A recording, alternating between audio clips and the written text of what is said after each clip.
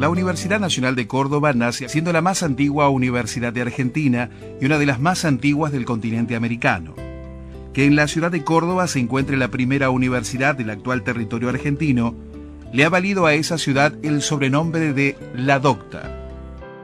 A lo largo de los años, esta alta casa de estudios no solo es una institución pública gigante por su historia, sino que es promotora del conocimiento, investigación y principalmente de cultura. En el año 1958, el Poder Ejecutivo, a través de un decreto, adjudica 10 radioemisoras de capital e interior a las distintas universidades del país, otorgándole así a la Universidad Nacional de Córdoba Radio LW1 Splendid, que luego pasaría a llamarse LW1 Radio Universidad. A partir de este momento se establecería un nexo importante con la sociedad. Transmite LW1 como LW1 Radio Universidad Nacional de Córdoba. Radio Universidad de Córdoba se orientará desde hoy teniendo como base y fin primordial servir al interés público con absoluto respeto a los hogares hacia los cuales va destinada. Hacer de la emisora parte vital de la comunidad a la que sirve y estrechar las relaciones humanas entre la universidad y la gente. La radio comenzó a tener reconocimiento entre los cordobeses y a nivel nacional a través de la organización de eventos musicales multitudinarios, lo cual llevó a la universidad a embarcarse en un proyecto de expansión. Detrás de un sueño y muchos esfuerzos, el 11 de mayo de 1962 se agregaría un canal de televisión a la radio. Su nombre sería LB80 TV Canal 10, una señal audiovisual pública capaz de innovar, informar y entretener. La transmisión inaugural comenzó en dúplex con LW1. Guillermo López puso en el aire la primera emisión con Mabel López y José González como locutores en off. Desde sus inicios, el canal buscó una imagen que lo representara ante los cordobeses. En el año 61 fuimos convocados por Félix Garzón Maceda para crear la imagen de pantalla de Canal 10. Entre las cosas que creamos, barridos, aperturas de programas, la gráfica para comunicarse con la agencia de publicidad, y creamos el logotipo de Canal 10. Yo soy el creador de la cebollita. Éramos fanáticos de la BBC y queríamos una imagen de pantalla para Canal 10. Desde mayo de 1962, Crónica 10 fue la producción televisiva original del servicio informativo del canal universitario. Crónica 10 en Arturo M. Baza 900, donde se encuentra ubicada una villa de emergencia que en estos momentos es muy popular, puesto que aquí ha surgido un raro mal, una rara enfermedad que aún no se ha determinado de qué se trata. El informativo acompañó a los cordobeses en los sucesos más importantes de la historia mundial, nacional y local. No quedó al margen de aquellos que enlutaron al país, como lo fueron los golpes de Estado y la Guerra de Malvinas. Los estudiantes lanzan botellas y bombas molotov, y la policía contesta con disparos de bombas de gases lacrimógenos. Esto ocurre las 19:50, perdón. Y defienda con unidad en la lucha y con unidad orgánica los derechos de los trabajadores de Córdoba. Eso queremos y eso quiere el Movimiento Obrero y eso vamos a defender nosotros.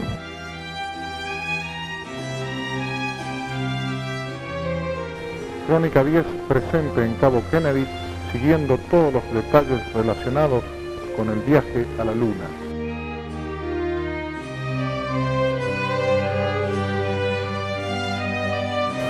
Este es el fin del proceso de deterioro que nos ha inmovilizado. Fueron exacerbados por grupos perfectamente organizados de extremistas, concretamente marxistas con entrenamiento guerrillero.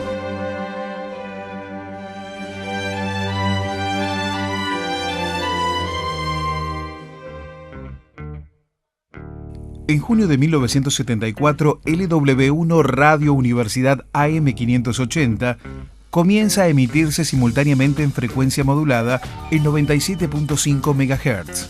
El 28 de mayo de 1979 pasa a llamarse Universidad FM Estéreo.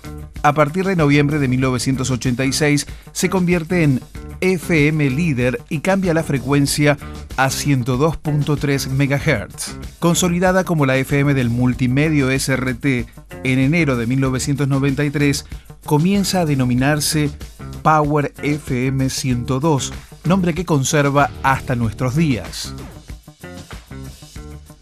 El 1 de mayo de 1980, la locutora Lidia Lescano anunciaba la llegada de la televisión a color. Adiós, blanco y negro.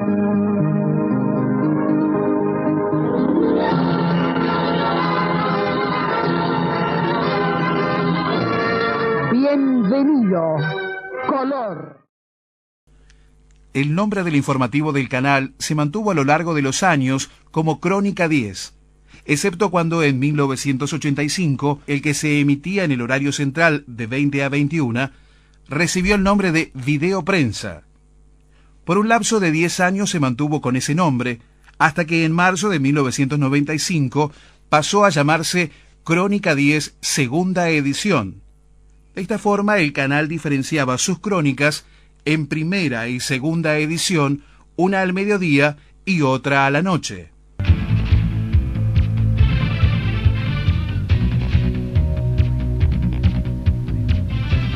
Hola, ¿cómo les va? Muy buenas noches. Bienvenidos a Video Prensa. ¿Cómo está? Muy buenas noches. Tiempo después, con la necesidad de ampliar el espacio informativo, el canal universitario sumó otro noticiero más a la medianoche. Desde el año 1958 hasta 1972, el multimedio estuvo bajo la órbita directa de la universidad, pero los requerimientos legales para poder comercializar sus espacios y así generar ingresos genuinos exigieron que se constituyera como sociedad anónima. Insertado en el mercado cordobés como medio público, los servicios de radio y televisión se mantuvieron en el tiempo compitiendo con dos medios comerciales, como son Canal 12 y Canal 8, pertenecientes al Grupo Clarín y Grupo Telefe, generando desde siempre una opción distinta para el público, una programación más cultural, local y menos comercial. Los SRT es una empresa que está compuesta accionariamente por un 99% que pertenece a la Universidad Nacional de Córdoba y el otro 1% pertenece a la Municipalidad de Belleville. De esa manera se conformó en su momento la sociedad anónima que conduce los destinos de los servicios de radio y televisión.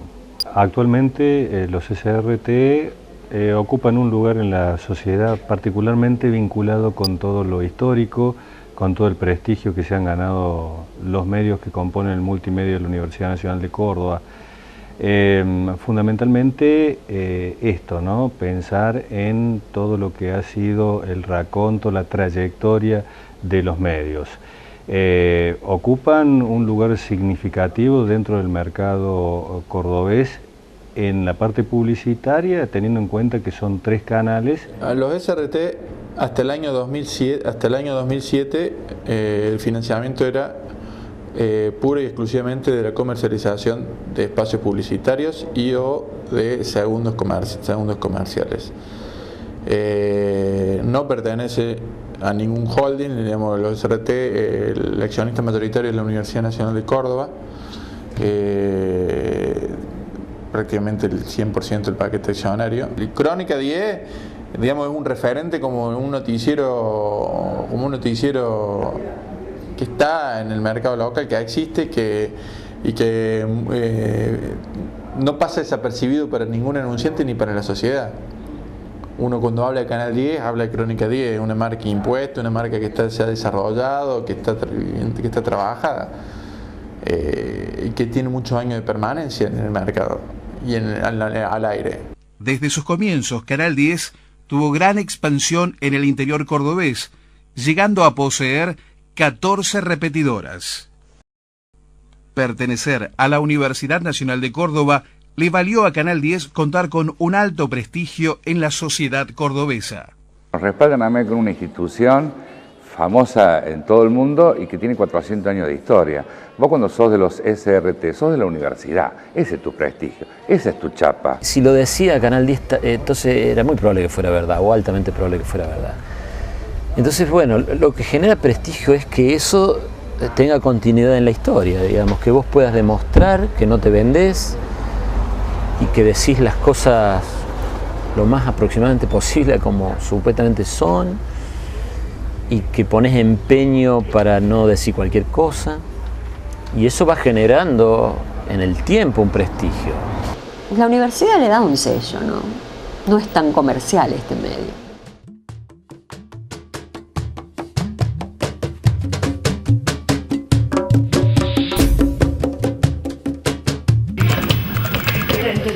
Ahora ahí el CTC Villa Libertador para la Puridad. Soldana, mire, le hago una preguntita. ¿Hay una marcha, un corte a las 9 en Jesús María?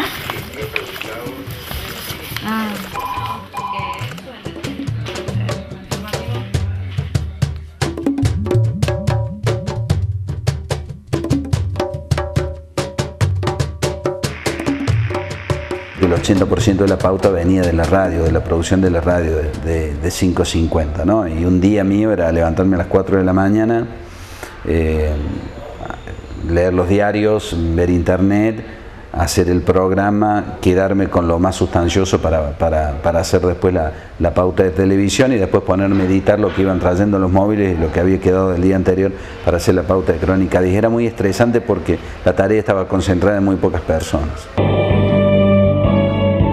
¿Qué tal? ¿Cómo están ustedes? Muy buenas tardes, bienvenidos a la primera edición de Crónica 10. Jorge, ¿cómo estás? Hola Marcela, buenas tardes para todos. Creo que esta mañana en 5:50 hemos destapado una olla que habla de la discriminación en Córdoba, de la hipocresía de quienes se golpean el pecho y luego discriminan o quieren ocultar en algún placar o entre los trastos rotos a los que padecen alguna discapacidad.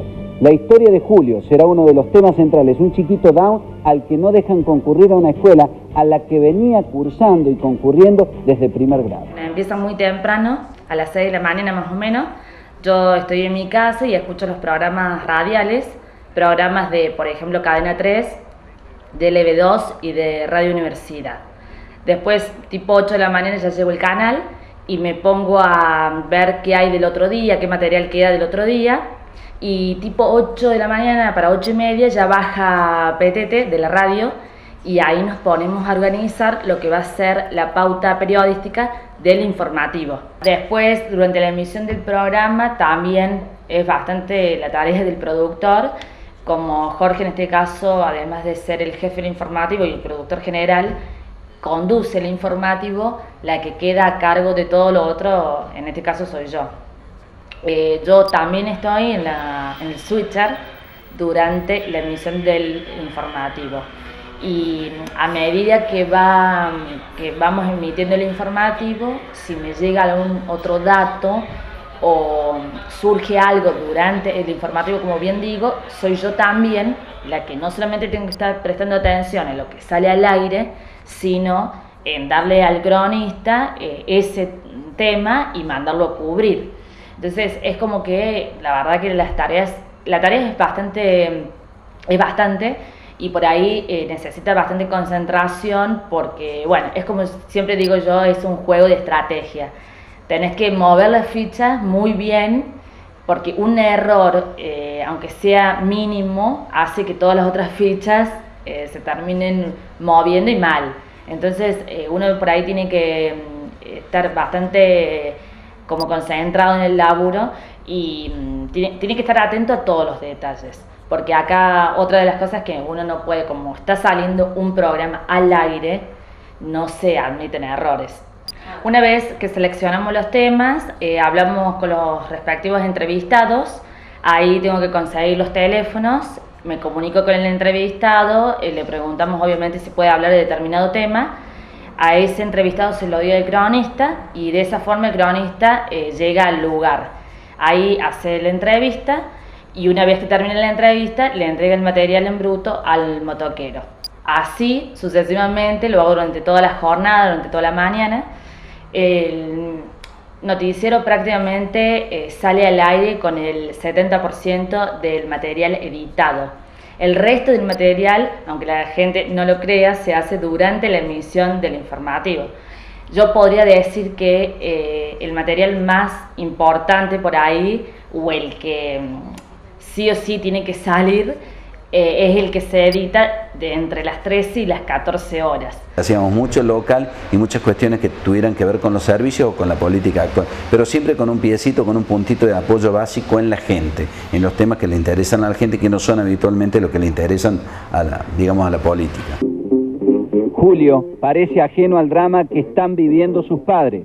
Él cree que esta tarde podrá concurrir a clases al segundo año del Colegio Nuestra Señora de Loreto de Barrio Los Naranjos, donde cursa sus estudios desde primer grado y con gran esfuerzo, ya que padece síndrome de Down. Definimos a las 8:30 de la mañana una pauta aproximada que van a ser los temas que van a formar parte de la agenda. Pero por supuesto que esta agenda a veces no es tan rígida y puede ir variando durante toda la mañana. O lo más probable es que la última nota que yo mande a cubrir sea la nota que abre el noticiero, y que eso a las 8:30 de la mañana no estaba fijado. Yo me acuerdo un caso, por ejemplo, un día, bueno, común y corriente, cuando a cada cronista se le asignó un tema, y tipo 12 del mediodía la pauta se dio totalmente vuelta porque se produjo el incendio del Consejo Deliberante en el Garden. Entonces terminó siendo esa noticia la más importante del informativo. ¿Qué pasó? Tuvimos que abrir con esa noticia justamente, y las otras terminaron siendo secundarias.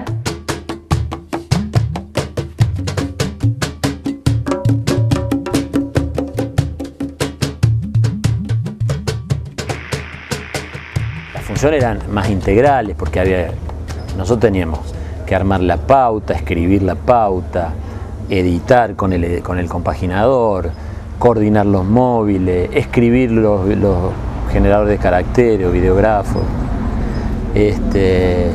Bueno, todo el trabajo que hoy, qué sé yo, a donde yo trabajo lo hacen 10 personas, primero lo hacía uno solo y después 2.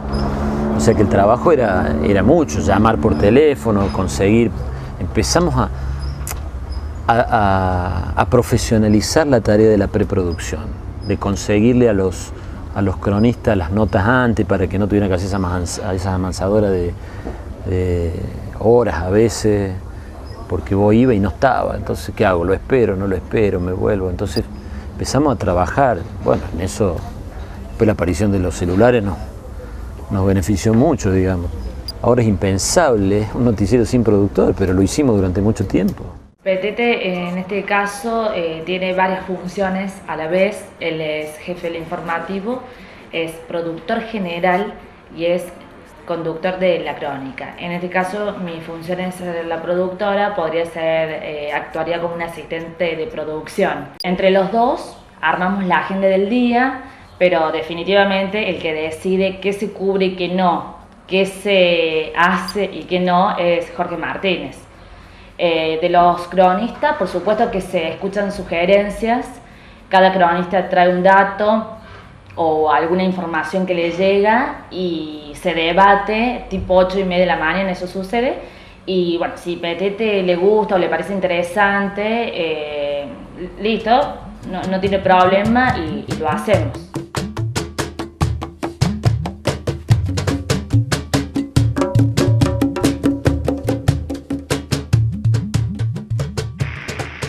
Sí, a riesgo de equivocarse siempre, como esto no es matemático, digamos, por un lado tenías el antecedente de la radio, la repercusión y el rebote que tenía un tema en la radio, y por allí el olfato de saber qué cosas van a servir o van a interesar o con las cuales se va a terminar enganchando la gente. Pero de todas maneras, que marquemos agenda o no quiere decir que el producto sea mejor o peor. En algunas escuelas parece que estuvieran pensando en que un chico discapacitado les termina afeando la imagen o arruinando de repente una fotografía o una postal de la escuela, cuando un chico discapacitado muchas veces entrega el amor, el afecto y la percepción que muchos de nosotros hemos perdido en esta sociedad que se ha transformado en una selva.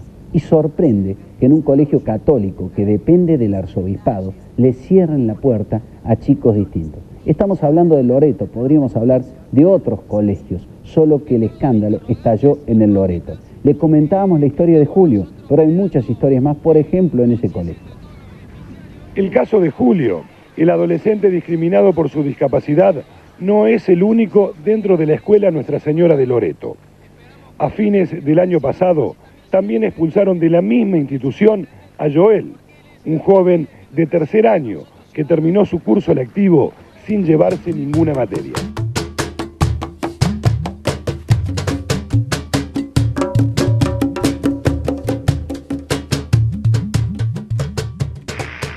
La función del periodista es la de transmitir los hechos de la manera más veraz posible, ajustándose lo más que se pueda a la realidad.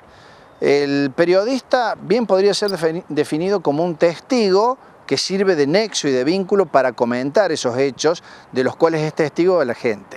¿Cuánto le vino? Ahora me vino 87. Saladito. Saladito el caldo, ¿no? Bueno, esto es por el impuesto al fuego. Ah, debe ser, entonces nos vamos a incendiar todos, queridos. Porque el impuesto al fuego, ¿sabe dónde va? Al bolsillo de los políticos. Yo siempre digo que los medios, los periodistas, somos un medio de comunicación. Así como le dice, somos un medio, estamos en medio entre la gente y los hechos. Vamos a parar delante de las máquinas para que no se haga. Y no es un capricho, no es un capricho, sino es la fuente de trabajo de todos nosotros. Noticia creo que a veces es como un puerco espino, una cosa que espinosa que uno no sabe muy bien si es noticia. O sea, hay cosas de agenda que uno sabe que hay que hacerlas. Normalmente la agenda la marca los diarios, lo que sale en los diarios, ya sabemos que es de cajón que vamos a tener que cubrir. ¿Y qué hace que se transforme en noticia una cosa que habitualmente no sale, no es noticia? Creo que, bueno, lo que llama la atención, lo que genera una respuesta emotiva, una respuesta, tierna o de indignación o solidaria, digamos todo lo que no es política, obviamente, o sea, que es noticia aparte de lo político, de lo sindical. Creo que eso, lo que genera que la gente tenga de alguna forma una respuesta, lo que a la gente la haga reaccionar.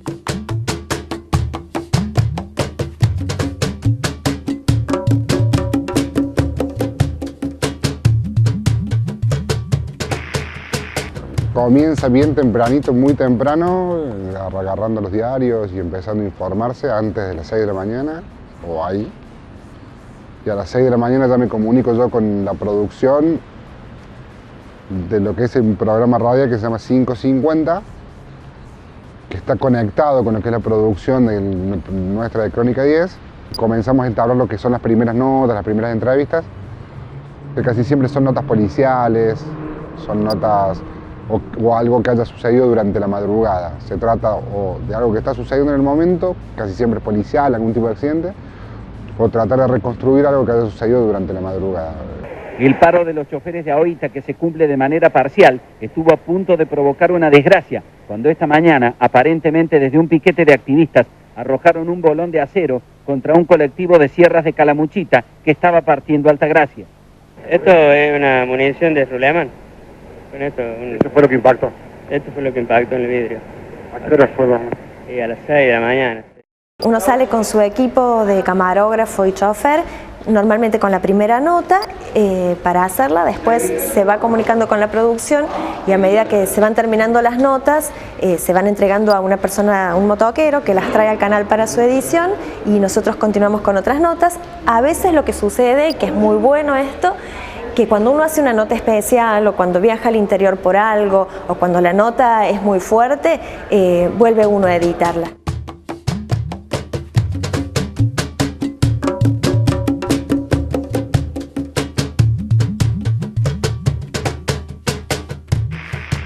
Nosotros con Paladino, con Cuadrado, teníamos una coincidencia y la llevamos adelante en cuanto a que debíamos hacer que el cronista también fuera una persona conocida, para que la gente se fuera identificando también con el cronista que le estaba contando lo que pasaba en Córdoba. Entonces teníamos un estilo de trabajo que incluía que el cronista debía hacer copetes, copetes de apertura o de intermedio o copetes de despedida de cada nota para que se fuera haciendo una figura conocida para el público. Eso, bueno, se ha perdido en estos últimos tiempos, aquí muy especialmente, en los SRT, en otros medios no. En otros medios el cronista es protagonista, solamente en los SRT ha dejado de serlo. El cronista no sale en cámara por una cuestión de estilo. Después en el interior sí se marca presencia, sí lo que se hace el periodista cuando hace copete es justamente demostrar de que este medio estuvo en tal lugar.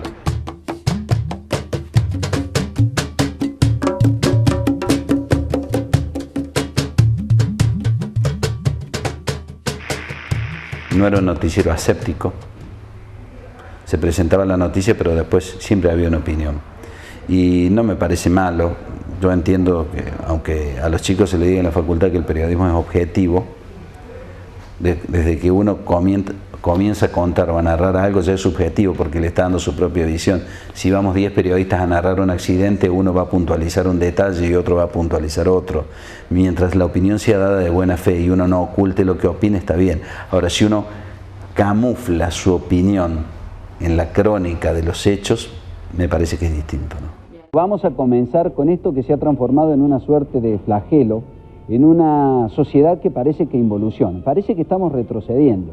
Brutales crímenes contra criaturas inocentes, a trompadas, a palazos, bestias que aplican la violencia, el encono, la frustración y el odio contra sus propios hijos. Se ha llegado a un punto que parece no tener retorno. Cuando están frescos, muchos casos que conmovieron a los cordobeses, este fin de semana mataron brutalmente a un nenito de solo 2 años. Uno no es una máquina, uno no puede estar ajeno a las cosas que están sucediendo. Hay noticias que verdaderamente conmueven, hay noticias que uno no puede permanecer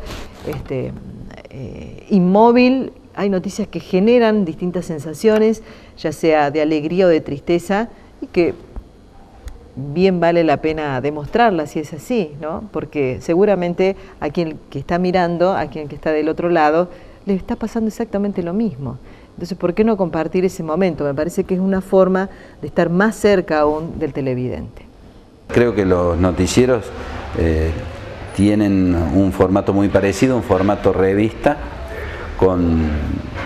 y el rol de los conductores, seguramente por la falta de tiempo y de espacio, es ser presentadores. Son noticieros que tienen poca opinión. Hay gente a la que le puede gustar eso y hay gente a la que no le puede gustar, que pretende que el conductor diga algo más. Pero siguiendo los parámetros y los formatos actuales, en televisión veo más presentadores que gente que también opina, ¿no? No es malo, simplemente marca una característica.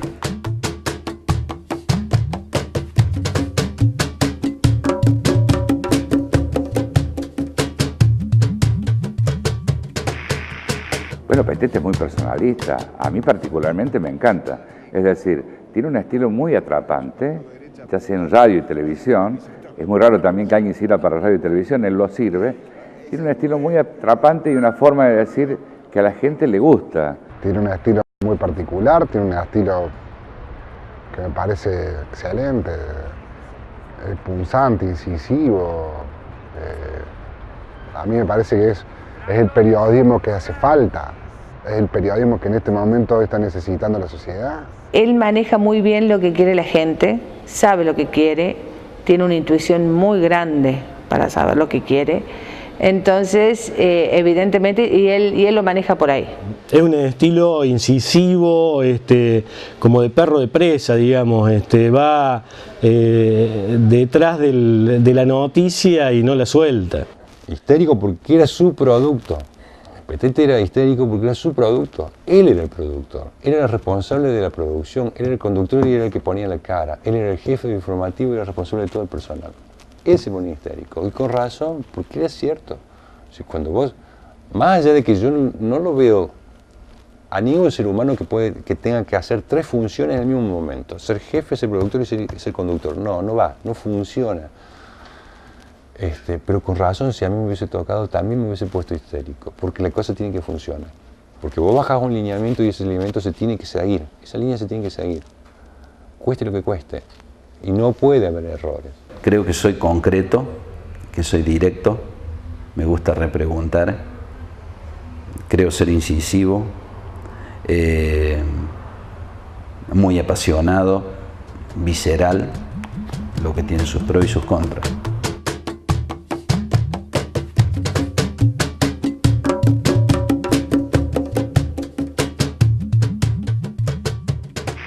Yo creo que el manual de estilo debería ser la libertad, la amplitud de criterio y la pluralidad para tratar los temas.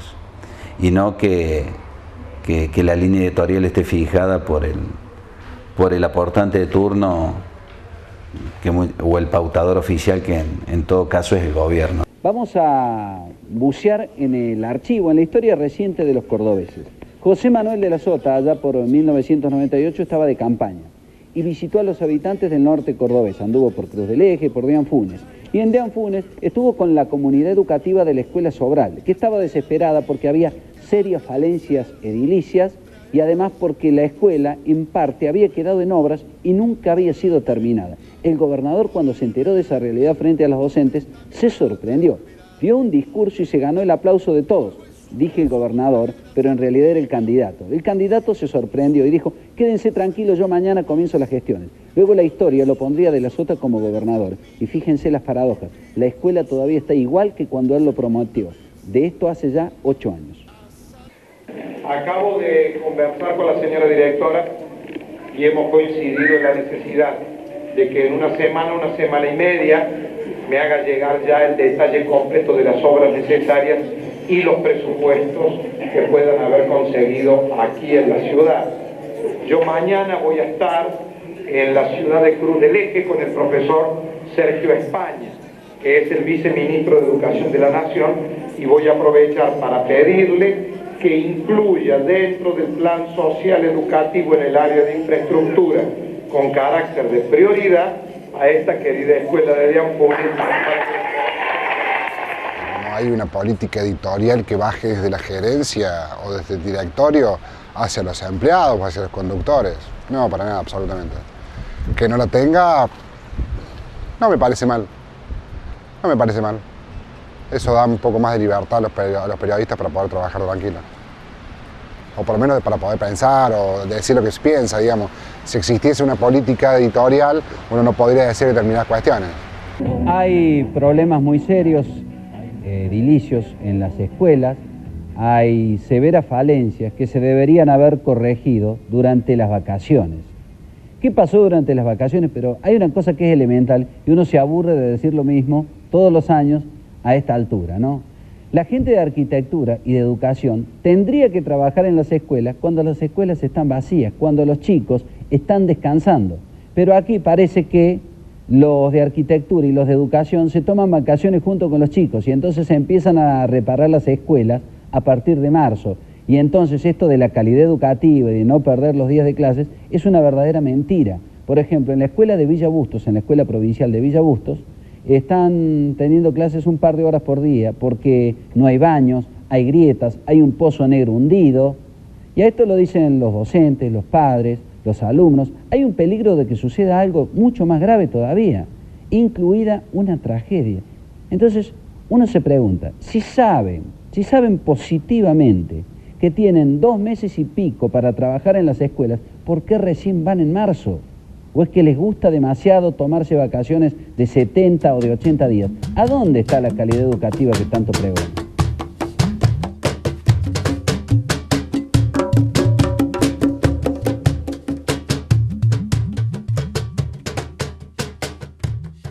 En líneas generales, el poder político de Córdoba por allí ha tenido algunos cuestionamientos, ha tenido alguna fisura la relación entre los SRT y el sector, el poder político.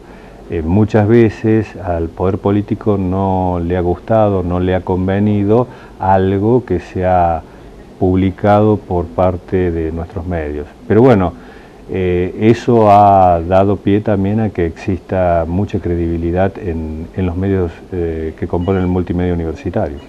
Yo creo que el periodismo no tiene vida cerca del poder y no creo que el periodismo deba ser opositor, pero en la práctica termina siendo un contrapoder. Yo hago periodismo, no hago política.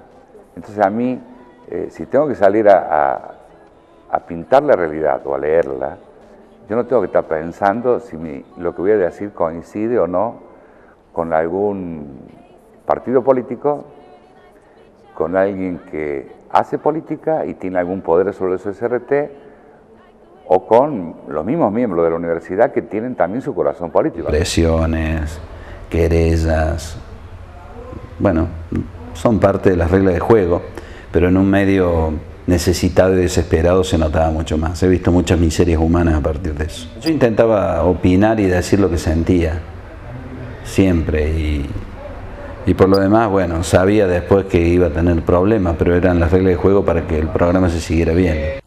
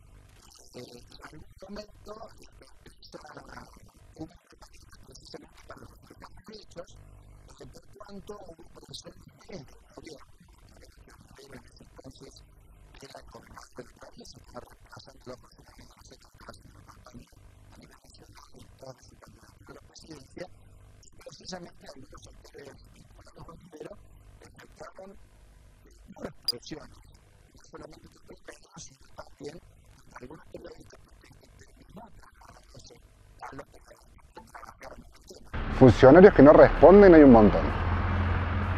Funcionarios que se enojan todos los días. Censuras. Es complicado responderte porque yo te podría decir que sí hay censura. Existe, obviamente que existe la censura. Desde el momento en que vos no sos el tipo que edita la nota y la editan como piensa el editor, hay censura. Ahora, si hay otro tipo de censura, también las hay, las políticas. Una vez estuve haciendo una nota a Luis Juez. Luis Juez se enojó mucho por las notas que le hacíamos y por las preguntas que le hacíamos. Y se enojó, me insultó. Automáticamente yo volví acá al canal. Intenté ponerla al aire porque me parecía sumamente importante, porque era un documento sumamente válido, porque necesitaba él, era un tema candente en ese momento, y desde acá del canal, las autoridades del canal me dijeron que no lo podían sacar por una conexión que hubo entre el gerente, entre lo que era en ese momento el secretario de prensa y difusión de la municipalidad, y por la plata que ponía la municipalidad en el canal, entonces directamente no lo pusieron. Y después a la noche, en la edición de la noche, la editaron conforme a lo que ellos querían, no como había salido. ¿Qué sintió en ese momento? Bronca, indignación, impotencia. ¿Qué siente el periodista en ese momento? Impotencia, indignación, siente que es usado, siente pero muchísima bronca. Tu jefe te tira abajo tus utopías.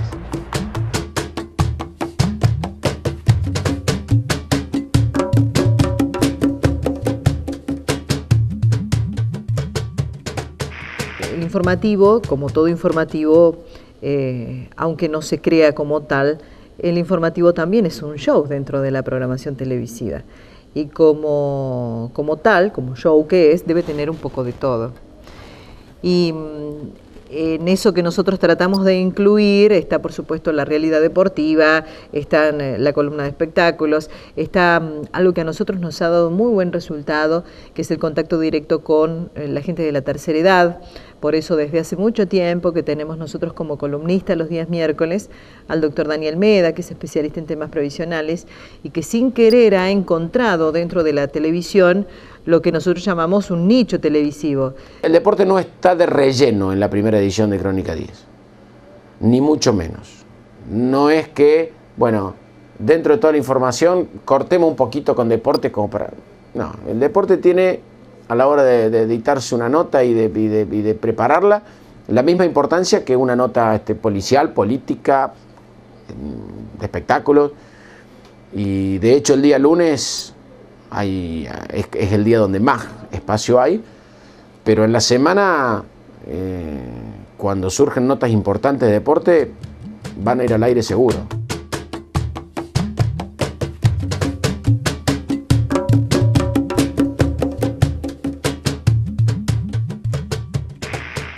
El material llegado de edición, se levanta el material, se mete en una casetera el material en bruto, un cassette del material en la isla de edición, y se va chequeando. El productor y el editor van chequeando cuáles son las partes interesantes de la nota, se la va adosando. Como es una edición lineal, vos vas a tener, primero escuchás las notas, armás una idea, luego decís, bueno, voy a abrir con un texto en off la nota y un copete de cierre. Listo. Grabas el texto en off, editas la nota, haces el copete de cierre, a toda esa línea, que es toda la composición de la nota, le insertas todo el material de insert que trajo el camarógrafo, que viste esa nota, se le pone un barrido final y eso ya queda almacenado en un rollo. La edición de mis notas, yo creo que sirven para encaminar el pensamiento, al menos esa es mi, a lo mejor exagerada pretensión, pero bueno, eso es lo que yo pretendo. Se le da valor al audio, o sea, a lo que está diciendo el entrevistado, fundamentalmente en las notas políticas, que digamos es común, y en programas de televisión se ve que un día dicen una cosa y hacen otra, entonces digamos eso tiene valor periodístico y como archivo, entonces es conveniente no taparlas a esas notas, dejarlos que digamos que se le vea la cara al que está diciendo lo que dice. Y hay otras veces que bueno, que una imagen es mucho más fuerte periodísticamente que lo que está diciendo el entrevistado. Las necesidades para un editor periodístico, es tener un buen compañero editor técnico que comparte el trabajo, que te advierta sobre cosas, por ejemplo, de las imágenes que a veces el editor periodístico, como yo estoy pensando más en las ideas o en los ejes de las notas, a veces no advierto determinadas cosas de la imagen que dicen mucho, entonces es importantísimo tener un compañero que sea un periodista también, o sea, un verdadero periodista en el sentido de que capte la importancia de la nota, de cuál es el sentido, que comparta el trabajo con vos, no solamente que apriete los botones.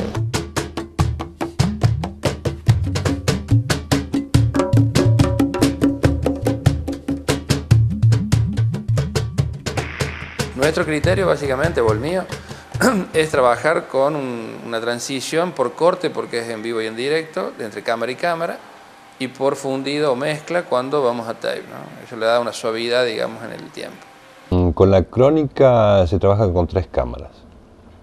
Con 3 cámaras, 2 en movimientos. Una cámara que sirve para entrar a bloque o irse a corte, y las otras 2 que dan los conductores del informativo.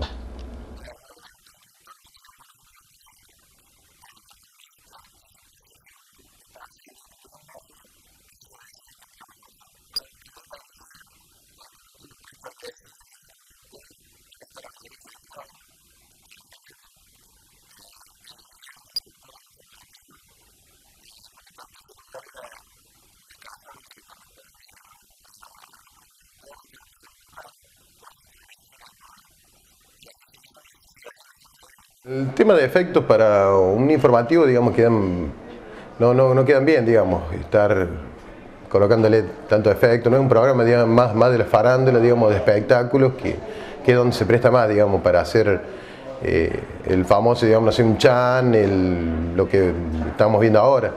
Pero bueno, por ahí, qué sé yo, para adornar por ahí una nota, algo para hacer reír por ahí a los conductores de la crónica, se le pone algo y siempre logras por ahí una sonrisa y distender un poquito más de lo que es las noticias diarias de todos los días, que es bastante dura, entonces por ahí tratamos de robar una sonrisa, algo. Por ahí queda, por ahí no, pero bueno, tratamos de hacer algo. Hola, buenas tardes para todos. La verdad es que no sé si decirte o no feliz día. No sé si estás en el grupo de mujeres que dicen que decir feliz día discrimina, o aquellas que quieren que le diga feliz día. Está bien, decirme feliz día, está todo bien. Las escenografías de noticieros son amplias, inclusive hay algunos canales que muestran todo el estudio de redacción. Las nuestras son voluminosas, que brindan un lugar para invitados y un mostrador curvo, porque da amplitud para los tiros de cámara.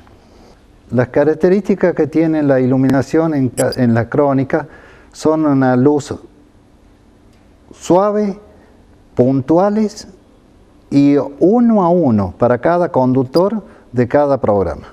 El maquillaje es tan importante como el sonido, como la luz, como todo, o sea, es una parte más importante del medio televisivo. Creo que sin maquillaje, o sea, si bien puede salir alguien al aire sin maquillaje, pero no es lo mismo. O sea, una persona que pasa por maquillaje se nota realmente y es un cambio importante en la persona.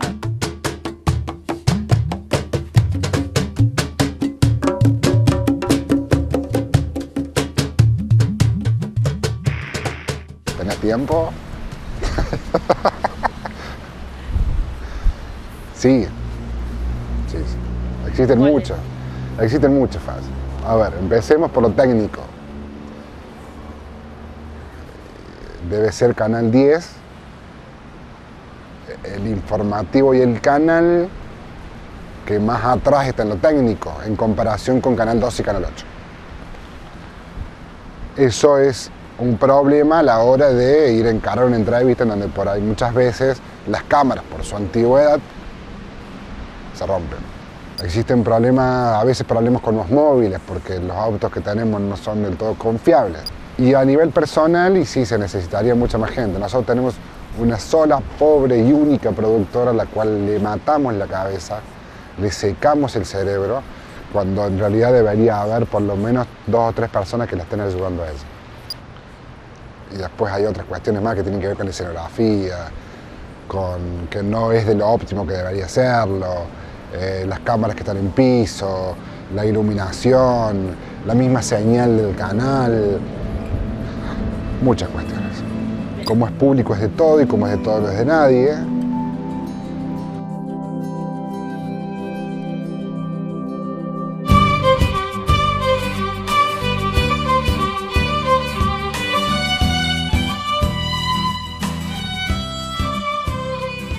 Soy un tipo muy afortunado que pudo entrar al mejor medio de Córdoba de aquel entonces a trabajar y desarrollar una carrera de 30 años.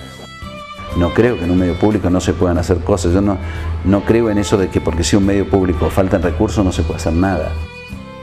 No me voy a olvidar que a lo largo de la historia, Crónica 10 pudo informar con total independencia la caída de un gobierno democrático en la provincia de Córdoba, como fue el de Eduardo César Angelós. Pudo informar también de manera independiente cómo se le presentaba una denuncia por enriquecimiento ilícito, y también de manera independiente pudo seguir el juicio con todas las alternativas que tenía, le gustara a quien le gustara. A mí me gusta muchísimo trabajar en Canal 10, en los SRT en general, porque creo que tiene un prestigio en la sociedad que no tienen los demás, no solamente por pertenecer a la universidad, sino también por que goza de más libertad. El multimedio SRT ha logrado mantenerse a lo largo del tiempo con esa independencia que no tienen aún los otros canales de Córdoba. Nosotros tenemos un sentimiento de pertenencia con el medio. Será porque hemos luchado mucho para que no cerrara, mira, yo no sé por qué. Será porque siempre las autoridades van, vienen, pasan 2 años, vienen y nosotros permanecemos. Será porque lo hemos tenido que sostener en nuestras espaldas durante mucho tiempo los SRT. Es uno de los canales fundadores de la televisión de Córdoba, es un canal de la Universidad Nacional, es un respaldo muy grande. Volvería, por supuesto que volvería. Todo aquel que pasó por Canal 10, por Radio Universidad, lo siente como su empresa, por más años que pase afuera, digamos. Siempre estamos preguntándonos con Lalo, che, viste en Canal, pasó tal cosa, pasó tal otra. Cada vez que hay algún acontecimiento nos interesa saber, o cambió el directorio, o cambió el director obrero, o eligieron a no sé quién, o no sé... O mirá que ahora no tiene mala programación de tal canal y tiene la otra, o sea, es un poco como nuestra madre, digamos.